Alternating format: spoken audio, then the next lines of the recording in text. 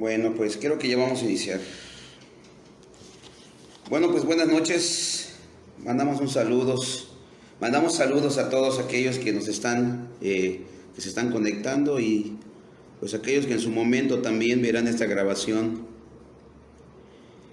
Bueno, hermanos, amigos, familiares, creo que somos una generación que está viviendo tiempos y circunstancias, condiciones jamás antes vista o vivido en la historia, ya que todo esto, lo que está pasando con relación al virus, no solamente es en nuestra ciudad o en nuestro estado o en nuestro país, sino que es a nivel mundial, donde el planeta entero está en pánico a causa del coronavirus.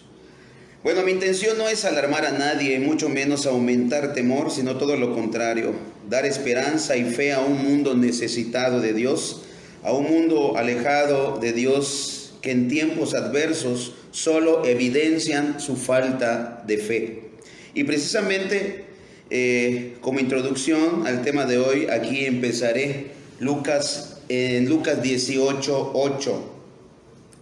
Y antes de continuar, bueno, Luis, tú me estás observando ahorita y quisiera preguntarte si el audio es correcto. ¿Me estás escuchando? ¿Se escucha perfecto? Coméntame, Luis, por favor, para que yo sepa. O alguien que me pueda decir que también se escucha.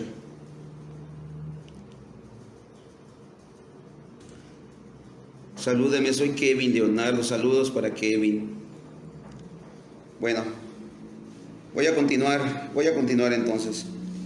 Leemos por favor allá en Lucas 18:8. Dice así: os digo que pronto les hará justicia, pero cuando venga el Hijo del Hombre, ¿hallará fe en la tierra? Ahí está la respuesta, sí se escucha muy bien. Gracias, Luis, gracias por confirmar. Dice el versículo 18 de Lucas 18: os digo que pronto les hará justicia, pero cuando venga el Hijo del Hombre, ¿hallará fe en la tierra? Pero cuando venga el Hijo del Hombre, ¿hallará fe en la tierra? ¿A qué clase de fe se refiere? ¿Fe en qué o fe en quién? En una ocasión sus discípulos le dijeron: aumentanos la fe. Lo dice ahí en Lucas 17:5, yo quisiera comprobárselo con las escrituras. Y dice así, en Lucas 17:5, dijeron los apóstoles al Señor: aumentanos la fe, aumentanos la fe. Una vez más pregunto a cada uno de ustedes, lo que me están escuchando, ¿a qué clase de fe se refiere? ¿Fe en qué o fe en quién? Aquí hay una respuesta del Señor Jesucristo en Marcos capítulo 11, versículo 22. Marcos capítulo 11, versículo 22. Marcos 11, 22. Dice así: respondiendo Jesús les dijo: tened fe en Dios, tened fe en Dios. Muchos tienen fe, pero tienen fe en ellos mismos. Por ejemplo, los ateos tienen fe, pero ellos tienen fe en ellos mismos. Otros tienen fe en los métodos, otros tienen fe en los políticos, otros tienen fe en medicamentos, otros tienen fe en brujos, otros tienen fe en los conjuros, otros tienen fe en su propia fe. Es decir, decláralo y recíbelo, decrétalo y recíbelo. Y hermanos, y déjame decirte que esa no es la clase de fe que la Biblia nos enseña. Miren, estamos viviendo en tiempos donde ahora que hay tanta necesidad de Dios, estamos pasando circunstancias difíciles con esta noticia que está corriendo. En los medios de comunicación le están dando mucha relevancia a esto del coronavirus y muchos están alarmados y están en pánico. Y mucha gente está buscando a Dios, está buscando tener fe en Dios. Pero tristemente, tengo que decir esta verdad, estamos viviendo un cristianismo en cierta manera tan light, que cualquier cristiano, cualquier hermano le va a hablar de Dios, pero con tristeza lo digo, que comparten esa fe, pero no en el Dios que habla la Biblia. Ellos piensan que están testificando al Dios de la Biblia, pero están hablando de un Dios conforme a su imaginación. Pero el maestro nos dice aquí, lo que acabamos de leer, que tengamos fe en Dios, que tengamos fe en Dios. Y no me malinterpreten, por favor, cuando yo dije que tienen demasiada fe en los medicamentos o fe en políticos. No me malinterpreten esto, porque tampoco yo le estoy diciendo que no tome medicamentos. No le estoy diciendo tampoco que no creamos tal vez al trabajo de alguna persona o hacer algún plan o algún proyecto. Podemos hacerlo, pero que lo hagamos con la confianza puesta en Dios. Usted puede trazar el mejor plan y proyecto para su vida, pero si Dios no lo permite, no sucederá. Usted puede consultar con el mejor médico y consumir los mejores medicamentos, según para mejorar su salud. Y si Dios en su santa y poderosa providencia no lo permite, no permite que sane, así será. Dios es soberano. Por tanto, tengamos fe en Dios. Pero ¿cómo puede poner su fe en alguien que no conoce? Ahí está el asunto, hermanos. Ahí está el asunto, amigos. ¿Cómo puedes poner tu fe en alguien que no conoces? ¿Cómo puedes descansar en alguien quien ni sabes quién es? ¿Cómo puedes confiar en alguien que no sabes cuáles son sus afectos, cuáles son sus gustos, sus deseos, como también sus aversiones, o aquello que no le gusta y que rechaza? ¿Cómo puedes confiar en alguien así? Mucha gente pretende tener fe en Dios, pero sin conocerlo. Mucha gente pretende tener fe en Dios, pero sin consultar su palabra, sin conocer su palabra, sin conocer su voluntad. Y hoy quiero hablarte del ser de Dios, del ser de Dios. Si tú ya tienes tiempo o poco como cristiano, aumentará tu fe. Si tú has caminado, pues esto va a incrementar tu fe y esto va a aumentar tu confianza en Dios. Si tú no eres cristiano, le pido al Espíritu Santo que obre en esta exposición y ponga fe en ti para tener fe en Dios. Quisiera hacer una oración así como estamos. Señor, te doy gracias por esta noche. Gracias, Señor, porque me permites acercarme, Señor, por medio de este medio, Señor, por medio de las redes sociales. Podemos compartir tu palabra, Padre. Ciertamente, Señor, que nosotros estamos tal vez en casa, en cuarentena, Señor, pero tu palabra no está presa. Tu palabra corre, Señor. Yo te pido, por favor, que por medio de esta exposición, esta enseñanza, Padre, los corazones puedan ser tocados, que tu Espíritu Santo obre en cada corazón y en cada vida. Ayúdame, Padre, para que yo hable de una manera eficaz, para que yo exponga, Señor, de una manera sencilla y clara tu palabra, tus designios, Señor, tu verdad. Te lo pido, por favor, en el nombre de Jesús. Ayúdame, Padre, en el nombre de Jesús. Amén. Comenzaremos donde la Biblia comienza. La Biblia asume la existencia de Dios. Y estoy asumiendo que los que escuchan también harán lo mismo. Hay tantos testigos de su existencia que la Biblia no se esfuerza por probarla. Hay un testimonio externo de la naturaleza. Vamos a ver, por favor, lo que dice ahí en el Salmo 19:1.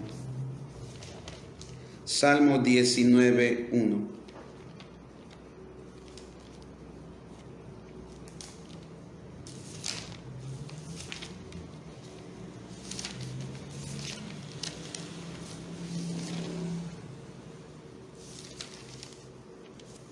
Dice así: los cielos cuentan la gloria de Dios y el firmamento anuncia la obra de sus manos. La voz de estos testigos ha sido escuchada en todos los lenguajes y en todos los lugares de la tierra. Es cierto que Dios en los tiempos pasados dejó a todas las naciones andar en sus propios caminos, como lo dice aquí en Hechos 14, 16. Y se los voy a leer a continuación. Y dice así, Hechos 14, 16, 17. En las edades pasadas, Él ha dejado a todas las gentes andar en sus propios caminos. Presta atención, versículo 17. Si bien no se dejó a sí mismo sin testimonio. Vuelvo a repetir, si bien no se dejó a sí mismo sin testimonio, haciendo bien, escuchen, dándonos lluvia del cielo y tiempos fructíferos, llenando de sustento y de alegría nuestros corazones. Su gracia no operó en ellos para salvación, pero al mismo tiempo Él no se dejó a sí mismo sin testimonio, ya que le hizo bien y le dio lluvia del cielo y tiempos fructíferos, como acabamos de leer. Su eterno poder y su divinidad son claramente vistas por medio de las cosas visibles que Él ha creado, como también podemos ver allí en Romanos capítulo 1, versículo 20. Y dice así: porque las cosas invisibles de Él, su eterno poder y deidad, se hacen claramente visibles desde la creación del mundo, siendo entendidas por medio de las cosas hechas, de modo que no tienen excusa. Existe también el testimonio interno de la conciencia humana. Por favor, allá mismo en Romanos leemos capítulo 2, versículo 14 y 15. Dice así: porque cuando los gentiles que no tienen ley hacen por naturaleza lo que es de la ley, estos, aunque no tengan ley, son ley para sí mismos, mostrando la obra de la ley escrita en sus corazones, dando testimonio su conciencia y acusándoles o defendiéndoles sus razonamientos. La voz de la naturaleza en la creación, escucha esto, y la voz de la conciencia proclaman fuertemente la existencia de un eterno y verdadero y viviente Dios. Y de este modo, desde una perspectiva práctica, no hay ninguna necesidad de probar la existencia de Dios. Una vez un hombre vio como ridícula la idea de Dios. Este hombre preguntó a su vecino cristiano si alguna vez había visto a Dios. El creyente admitió que no. Enseguida, el hombre cuestionó si había alguna vez oído hablar a Dios, o si alguna vez había olido a Dios. El creyente admitió que con sus sentidos físicos él nunca había recibido o sentido a Dios. Y luego cerró la boca del ateo preguntándole si alguna vez había dicho una mentira. Y cuando él confesó que sí, el creyente fue más allá preguntándole ¿cómo se había sentido? El hombre admitió que tenía una sensación o sentimiento de intranquilidad. Este sentimiento, sensación, era el testimonio de su conciencia, diciéndole que hay un Dios, un dador de la ley y un juez moral del universo ante quien él tenía que rendir cuentas. De una o de otra manera, la conciencia demuestra la existencia de Dios. Esta es la razón de por qué muchos tranquilizan sus conciencias con dinero y con otras cosas que los hombres hacen para aliviar sus conciencias y para apaciguar a un Dios ofendido. Todo hombre siente a Dios en su conciencia cuando ésta no ha sido cauterizada o endurecida de alguna manera. El ateo es un necio. Y dice la palabra de Dios ahí en Santiago 20:19 que los demonios creen y tiemblan.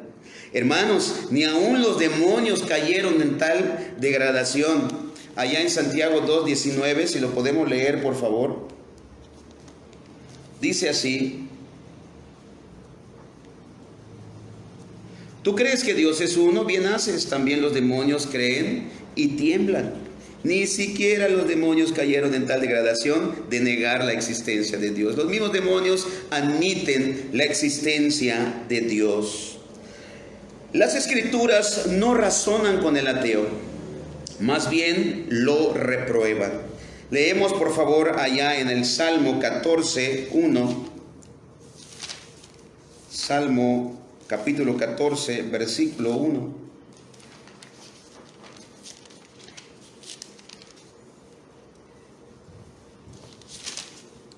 Dice así: dice el necio en su corazón, no hay Dios. Dice el necio en su corazón, no hay Dios. Una interpretación literal del Salmo 14:1 diría así: el necio ha dicho en su corazón, no Dios. Vuelvo a repetirlo. El necio ha dicho en su corazón, no Dios. El error del ateo no está tanto en el entendimiento, sino en el corazón. El ateo teórico, es decir, la persona que niega la existencia de Dios, inclusive argumenta de la inexistencia de Dios. Él ha manipulado su mente hasta hacerla estar de acuerdo con su perverso corazón. Este es el caso del deseo, siendo el origen del pensamiento. Mientras que hay comparativamente pocos ateos teóricos, podemos decir, pero todo hombre en su estado caído natural es un ateo práctico, que no quiere al Dios verdadero. El necio del Salmo 14 y el Salmo 53 es un necio típico que representa a todo hombre no regenerado. Leamos una vez más, el versículo 1 del Salmo 14 y después leemos el Salmo 53, versículo 1. Y vea por favor que ese que niega la existencia de Dios, o el que dice que Dios no existe, es también aquellos que no han sido regenerados. Vea cómo dice: dice el necio en su corazón, no hay Dios. Se han corrompido, hacen obras abominables, no hay quien haga el bien. Dice el versículo 1 del Salmo 53, dice el necio en su corazón, no hay Dios. Se han corrompido e hicieron abominación o abominable maldad, no hay quien haga el bien. El pecado se originó en los efectos o deseos y el entendimiento entenebrecido. Es uno de sus efectos debido al castigo divino. Podemos decir, hermanos, que muchos pueden decir de una manera que creen en Dios, pero con su comportamiento, con su actitud, con sus hechos, en sus prácticas, ellos están rechazando a Dios. Ellos están diciendo que no hay Dios porque hacen lo que ellos quieren. Al final, el necio que dice que no hay Dios, lo hace al final para que él no le dé cuentas a nadie. Él, en lo profundo de su ser, de su corazón, no quiere darle cuentas a nadie. Él quiere vivir su vida como a él le plazca. Y nosotros, al reconocer que existe Dios, tenemos que sujetarnos a su ley. Tenemos que sujetarnos a su voluntad. Tenemos que sujetarnos a su palabra, a sus mandamientos. Pero también entendamos que el pecado se originó en los afectos o deseos y el entendimiento entenebrecido. Entonces es uno de los efectos del castigo de Dios. Veamos por favor ahí en Romanos capítulo 1. Romanos 1, 28.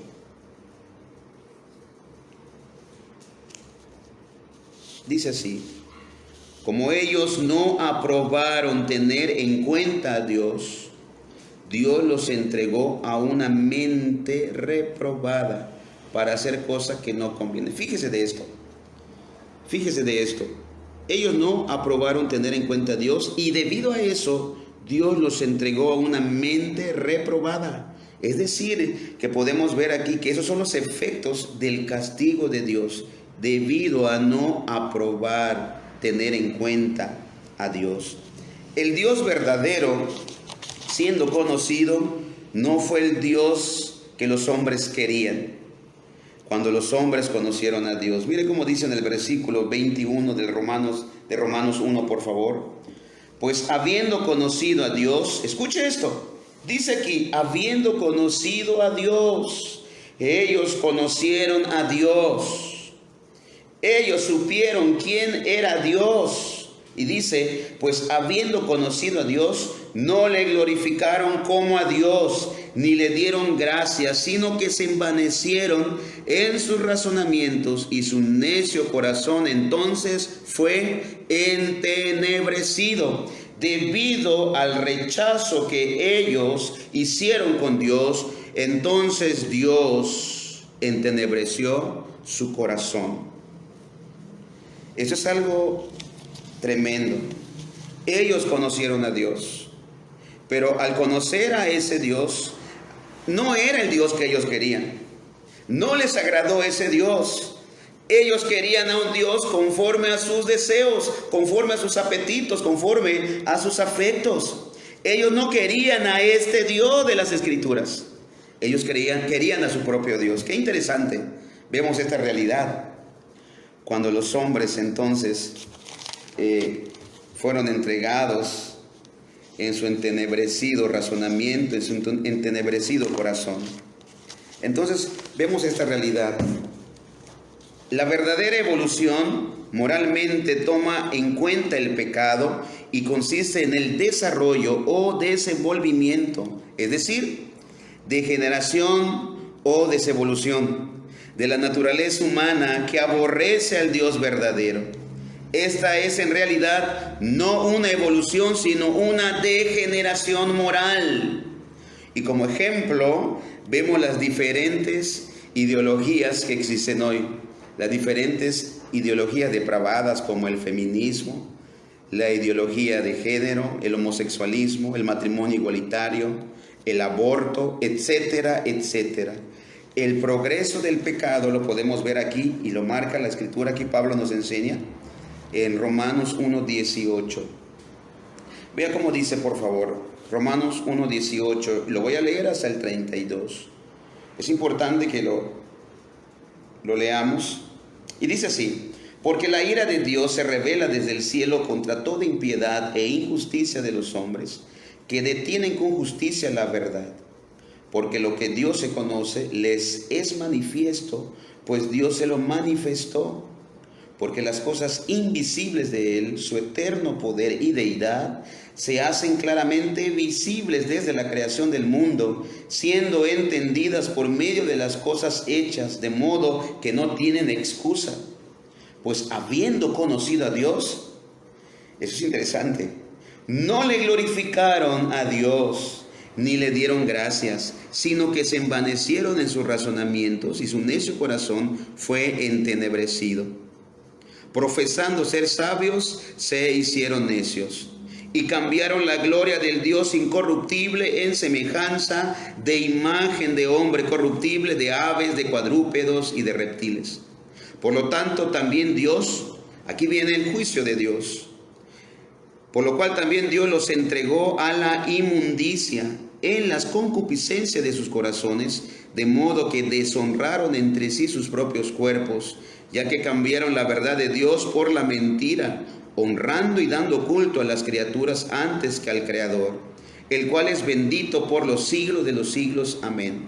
Por esto Dios los entregó a pasiones vergonzosas, pues aún sus mujeres cambiaron el uso natural por el que es contra naturaleza, y de igual modo también los hombres, dejando el uso natural de las mujeres, se encendieron en su lascivia unos con otros, cometiendo hechos vergonzosos hombres con hombres, y recibiendo en sí mismos la retribución debida a su extravío.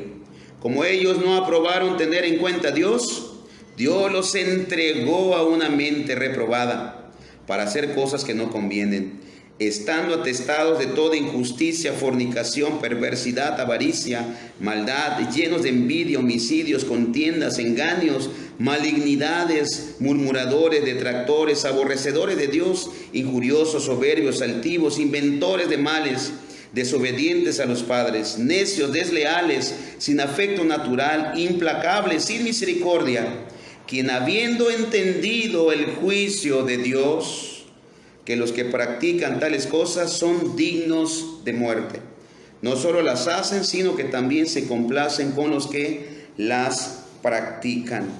Vamos a ver aquí algunas cosas que vamos a recalcar.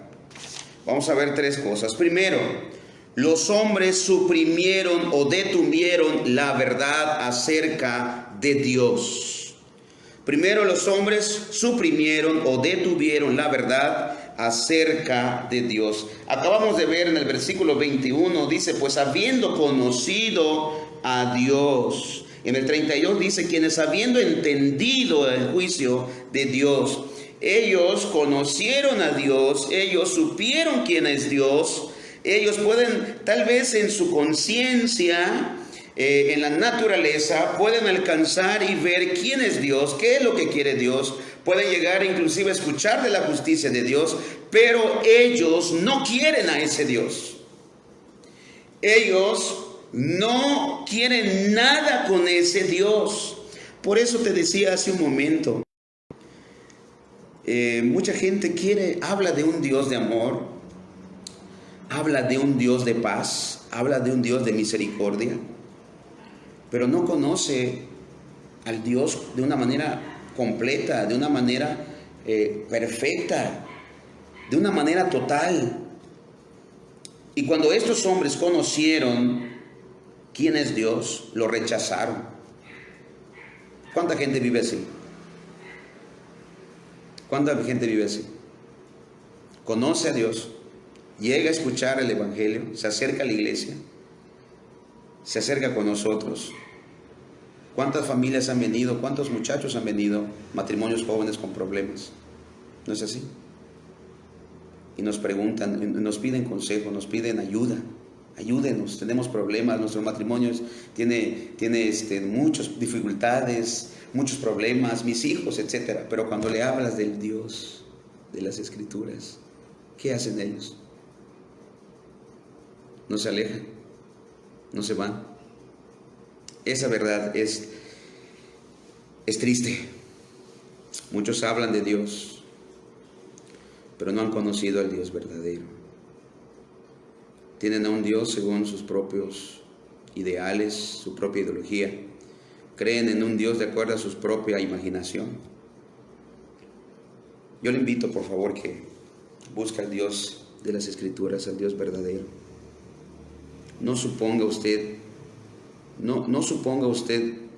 de Dios, sino que lea, compruebe en las Escrituras qué es lo que le agrada a Dios, qué es lo que quiere Dios de mí, pero también compruebe en las Escrituras qué es lo que no le agrada a Dios, qué es lo que rechaza a Dios, qué es lo que le repugna a Dios.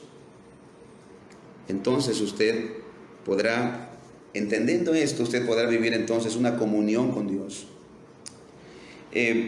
Dice en ese primer punto que quiero resaltar de Romanos 1:18 al 32, los hombres suprimieron o detuvieron la verdad acerca de Dios. Ellos tuvieron la verdad acerca de Dios en el libro de la naturaleza, es decir, ellos contemplaron a Dios y pudieron ver a Dios a través de la naturaleza, a través de la creación. Lo podemos ver ahí en el Salmo 19, en el Salmo 19, donde esto habla de una realidad. En Romanos también 1 habla acerca de esta verdad.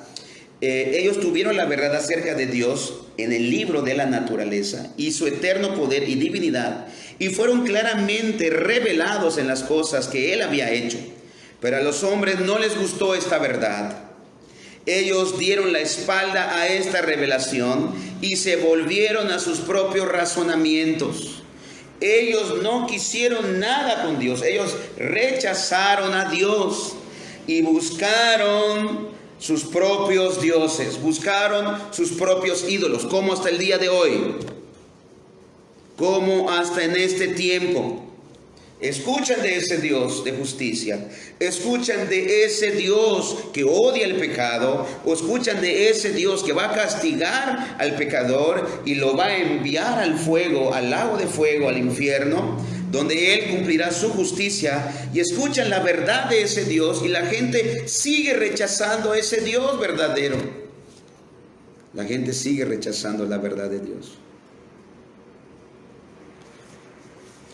Como segundo punto, dice aquí que ellos cambiaron la verdad de Dios en mentira e hicieron imágenes o representaciones de Dios en forma de hombres, de aves, bestias, reptiles.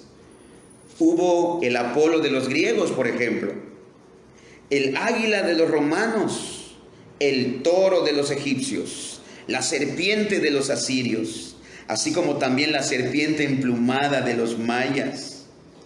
Los hombres conocieron a Dios. Los hombres supieron quién es Dios, pero ellos rehusaron a adorarle. Así la idolatría siguió como una necesidad psicológica en el hombre. Tercero que quiero recalcar, mostrar. La idolatría fue guiada por la sensualidad.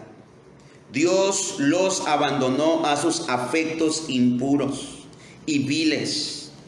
Él retiró su gracia restrictiva y permitió a la naturaleza humana caer completamente en la inmoralidad. Los versículos restantes de Romanos 1 revelan las terribles cosas que hombres y mujeres harán cuando son abandonados por Dios. Aquellos hombres que no tienen ninguna restricción, aquellos hombres que aparentemente tienen una libertad y han caído en una degradación inmoral, no crean que ellos están viviendo en una libertad. Es el juicio de Dios que les ha dado porque ellos han rechazado a Dios. No solo hacen estas cosas ellos mismos, sino que también se complacen viendo a otros hacer lo mismo. En el versículo 32 dice algo terrible. Dice que los que practican tales cosas son dignos de muerte. No solo las hacen, sino que también se complacen con los que las practican.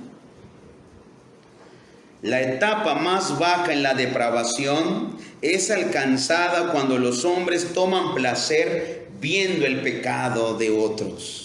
Se complacen viendo a otros haciendo pecado, haciendo maldad. Se complacen viendo a otros fornicando. Se complacen mirando el pecado. Se complacen en la práctica de los demás. Se complacen viendo cómo los demás golpean, agreden a los demás. Se complacen mirando el pecado en los demás, cómo lo practican. Esta es la etapa más baja de la depravación, cuando los hombres toman placer viendo el pecado de otros.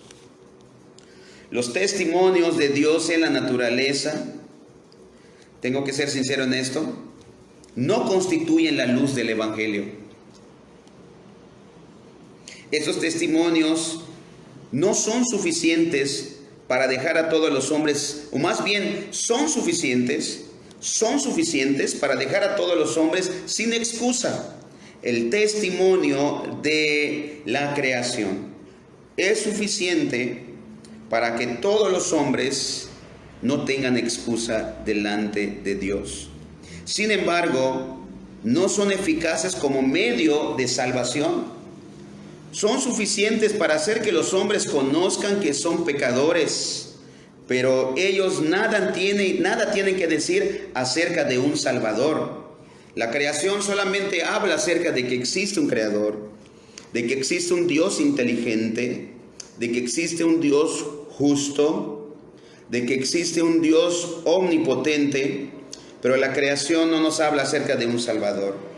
Por tanto, debe de existir una revelación adicional que los hombres puedan conocerlo como el perdonador de pecados. Y esa revelación es su palabra escrita. Su palabra escrita como testimonio de la palabra encarnada en Jesucristo. Pero el conocimiento de que por este conocimiento de que muchos serán justificados. En Isaías 53:11, porque la palabra de Dios nos revela a su Hijo Jesucristo, en quien tenemos salvación y redención de pecados. Isaías 53, voy a darle lectura.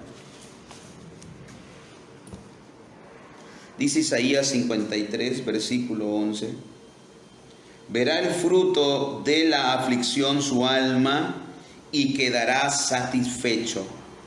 Por su conocimiento justificará mi siervo justo a muchos y llevará las iniquidades de ellos. Entonces, por el conocimiento de que muchos serán justificados. Hermanos, amigos, familia, no hay manera en que nosotros podamos conocer la verdad de las cosas, sino a través del conocimiento y el estudio de su palabra. A través de su palabra podemos conocer a Jesucristo.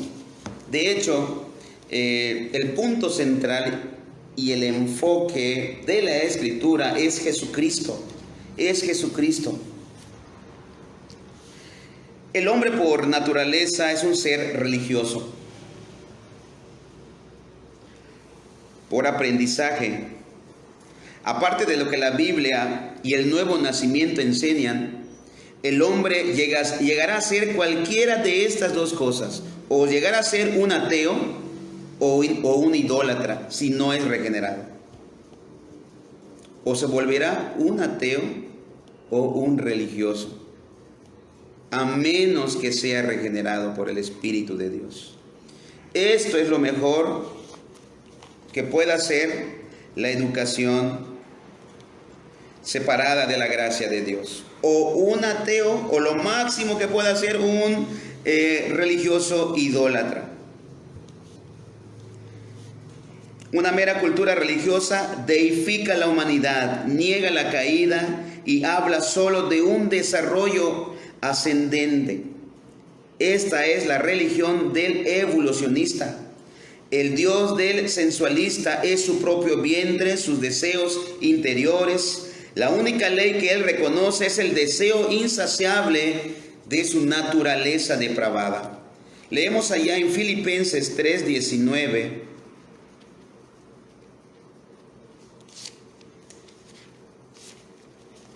Filipenses 3:19. Dice así: el fin de los cuales será perdición, cuyo Dios es el vientre, es decir, sus apetitos, cuya gloria es su vergüenza, que solo piensan en lo terrenal. Voy a leer desde el versículo 18, dice: porque por ahí andan muchos, de los cuales os dije muchas veces, y aún ahora lo digo llorando, que son enemigos de la cruz de Cristo, el fin de los cuales será perdición, cuyo Dios es el vientre, y cuya gloria es su vergüenza, que solo piensan en lo terrenal. Esta es la religión de muchos impíos. Esta es la religión de muchos hombres de negocio, como también de los borrachos y de los libertinos. Esto es lo que ellos idolatran. Esa es su religión. Es tan grave hacer un Dios en la imaginación. Es tan grave hacer crear un Dios en la imaginación humana, como también hacer un Dios con las manos. La antigua forma de idolatría tenía sus dioses hechos a mano, hechos con las manos. La nueva forma de idolatría tiene sus dioses como una extensión de la imaginación humana. Dioses que existen solamente en la mente. El Dios no conocido sigue siendo el verdadero Dios. El Dios no conocido sigue siendo el verdadero Dios. ¿Me ayudas a buscar, por favor, esta parte donde dice el Dios no conocido? El el Dios no conocido sigue siendo el verdadero Dios, como yo te dije. Mira, el Dios no conocido fue el Dios del cual Pablo, escucha esto, les predicó a ellos, porque el Dios verdadero es desconocido para ellos. El Dios no conocido es el Dios verdadero. Y dice ahí desconocido porque es desconocido para el mundo. Es desconocido para ellos. Cuando Pablo llegó a ese lugar, cuando Pablo llegó con los atenienses y vio que en ese lugar habían nichos, habían gradas, lugares para todos los dioses y tenían nombres, pero había un lugar que decía al Dios no conocido. Y el Dios no conocido es el que le predicó Pablo a ellos. Ese es el Dios verdadero, el Dios no conocido para este mundo, el Dios no conocido para esta humanidad. Y yo te pregunto, ¿tú conoces al Dios de la Biblia? ¿Tú conoces al Dios no conocido? ¿Te gustaría conocerle y saber más de Él? Hechos 17:23. Muchas gracias, hermana Naisi. Ayúdame, pásame la Biblia, por favor.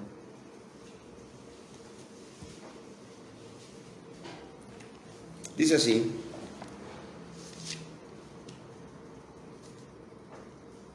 Dice así, lo voy a leer.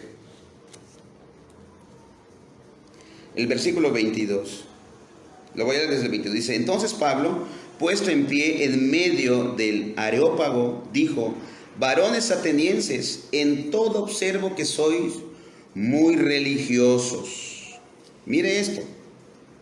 Porque pasando y mirando vuestros santuarios, hallé también un altar en el cual estaba esta inscripción: al Dios no conocido, al que vosotros adoráis, pues sin conocerle, es a quien yo os anuncio. Este Dios es el que predicó el apóstol Pablo, el Dios no conocido. ¿Por qué Dios no conocido? Porque el Dios verdadero, el mundo no conoce. El mundo no conoce a ese Dios. Y yo, hermanos, les animo y les invito a que prediquemos a ese Dios. A este Dios que anunciamos y que predicamos. Para muchos les parece extraño cuando empezamos a hablar y enseñar del verdadero evangelio. Vamos a hablar acerca del juicio de Dios. Cuando empezamos a hablar acerca de la justicia de Dios. Cuando empezamos a decir que esa oración que muchos hombres repiten no los va a salvar, mucha gente se extraña. Y este Dios al que el mundo no conoce, el Dios no conocido, es el que predicó el apóstol Pablo y es el que predicamos. El Dios no conocido, al que no conoce el mundo. Vuelvo a hacerte la pregunta, ¿tú conoces al Dios de la Biblia? ¿Tú conoces al Dios que predicó el apóstol Pablo? ¿Conoces al Dios no conocido? ¿Te gustaría conocerlo y saber más de Él?